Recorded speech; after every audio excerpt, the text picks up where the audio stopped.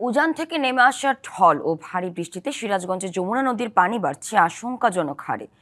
পানি বাড়ার সঙ্গে সঙ্গে সিরাজগঞ্জ সদর ও চৌহালি উপজেলার বিস্তীর্ণ চরাঞ্চলে দেখা দিয়েছে তীব্র নদী ভাঙন।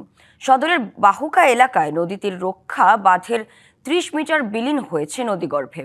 ভাঙন আতঙ্কে দিন কাটছে নদীপাড়ের মানুষের।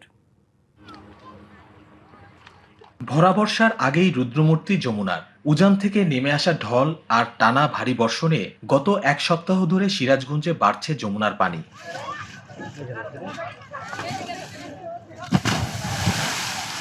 পানি বাড়ার সঙ্গে শুরু হয়েছে নদী ভাঙন।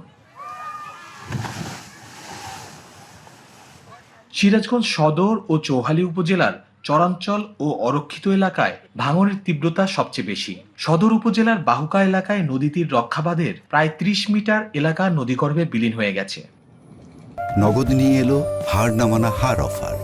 সর্বনিম্ন ১০,০০০ টাকা রেমিটেন্স নগদে পাঠালে থাকছে স্বর্ণের হার জেতার সুযোগ।